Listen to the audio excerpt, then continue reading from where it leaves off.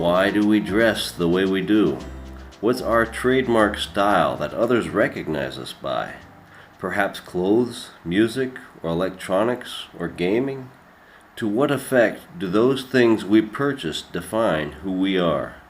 Today we discuss the corporate influence we face in the realm of social groups and gaining status among our peers. VidarReturns. We live in an era of mass production. Never in history have people had such availability to products from across the world. Products are so abundant that it's common for people to engage in, quote, frivolous spending, regularly buying products on impulse rather than need, necessity, or clear purpose. Our environments have become flooded with advertisements, someone trying to sell something on every corner. Consumer capitalism operating at high efficiency. Corporate programming made up of television, media, and advertisements, conditioning us into living a life as they define. When the masses of people repeatedly see images of ever-increasing consumerism, then we subliminally perceive that life as normal. And as we see it and imitate it en masse, then it actually becomes, quote, normal in reality. Thus, the corporate illusion being a self-fulfilling illusion, whether that's what's intended or not. And after a new normal is reached, for us to continue behaving in a less commercialized lifestyle, then we are considered old-fashioned or out of touch, and so we risk being looked at as strange or unpopular. In previous recordings, we've gone on at length about the hedonist life of materialism and consumerism, and why that life path is misguided and ultimately leads to destruction. But what we are discussing today is the invisible influence of corporate programming that causes us to act beyond mere pleasure seeking. We are discussing the modification of our behavior and purchases to fulfill the expectations of other people around us. It's natural for us to try and fit in with those around us. Just as other primates, the nature of humans is communal, as we evolved to live with others in a tribal setting. Living our entire life in isolation is no ideal path towards survival or continuation of a people. So as a communal species, we depend on each other for existence. This deep instinct is the reason we are compelled to modify our behaviors to conform to the standards of those around us.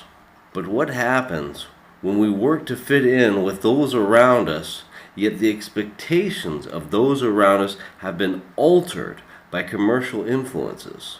Are we able to recognize those expectations of others that have been altered by commercial influences? And how about the expectations that we hold for others around us? Modern culture is highly manipulated by corporate programming. The influence of media to shape normality did not start in our lifetime, so it can be difficult for our current generations to recognize the control it has over our lives.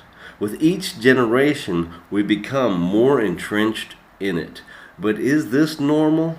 Does it feel like something is not right in society?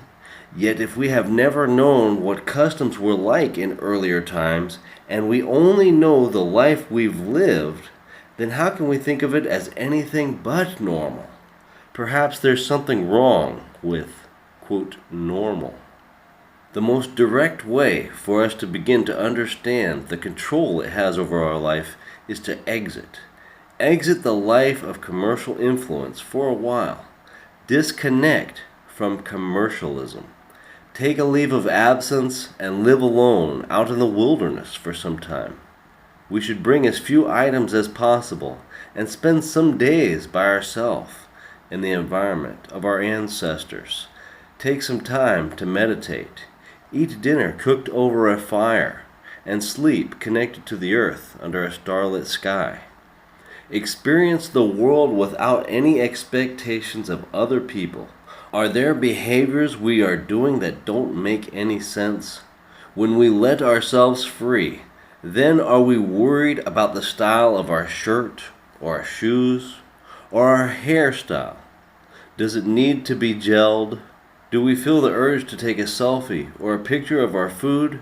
If our food falls on the ground, are we going to throw it away, or are we going to clean it off and eat it? Are we self-conscious about biting our nails, or picking our ears, or picking our nose? Do we think our Paleolithic ancestors were self-conscious about such things? A fish that was born and lived all its life in polluted water was once asked by a frog, "How can you bear to live in that polluted water?" Puzzled, the fish answered, "The water seems fine to me," as polluted water was all the fish had ever known. After coming back from spending time disconnected from commercialism, we may begin to have new eyes about the way our lives are being controlled and essentially manufactured in society. A drastic change in our environment can help us see things, the things that have always been there, yet we've never seen there.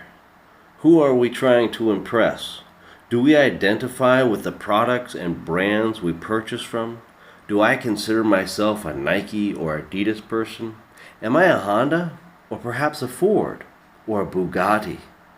Who around us do we see pushing products to try and gain status?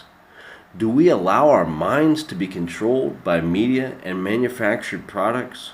What percentage of our actions and purchases are unnecessary just to try and gain status in the eyes of others? It becomes a problem when it distracts us from our life purpose. Rather than being embarrassed in the eyes of those around us for not having the latest fashion, we should instead be embarrassed in the eyes of our ancestors for behaving as mindless lemmings bending to the will of corporate programming. It's a problem because we must beware of that which drives us away from our life purpose. Our time here is precious and limited, and it is the duty of good people to remain focused on cultivating the future and children of tomorrow. Those that succumb to hedonism and fail to escape the corporate programming are doomed to have their future destroyed. When we look around, we see other people buying games, buying fashion, cars, accessories, etc. Let's not fall into the trap of thinking it's acceptable just because it's, quote, normal. We should seek excellence in life and be the example for others to see. Rise above the illusions that permeate our culture. Recognize the corporate programming and reject it. Now, to be clear, this is not a message to say discard all purchased belongings and go walking down the streets naked. This is a message to recognize where we are at and where we've come from, and to work together to push the envelope towards the direction it needs to go. Do not let the material expectations of others lead us down a path of ruin. With open eyes, we may see the failed path of trying to gain social status through fueling corporate interests. We can see which demographics are the main targets of corporate programming, as they are having the least children. And so we are fed images and thoughts to disconnect us from nature, to disconnect us from our life purpose, to disconnect us from our unborn. We cannot allow ourselves to be defined by the products we purchase. All products end up in the landfill, and as we identify with them, then we too shall end up in the garbage bin of history. Instead, we must identify and define ourselves by the legacy we leave behind. The most important thing is to stay true to the future. Let us teach the generations that follow us, for they must carry on when our time is done. It's not by accident, but through deliberate action that we may prevail. Now's the time to catch it. If you haven't heard our previous recording titled Killing Male and Female Roles, how the corporate world of capitalism contributes toward the degenerate behavior of people in regards to sex. Also follow now to stay updated with all our content. We're on Steemit, Gab, Minds, and Odyssey networks, and live chat on the Matrix and Session networks. Links for everything in the description. We send out love to all our brothers and sisters. Stay blessed. Vidar returns.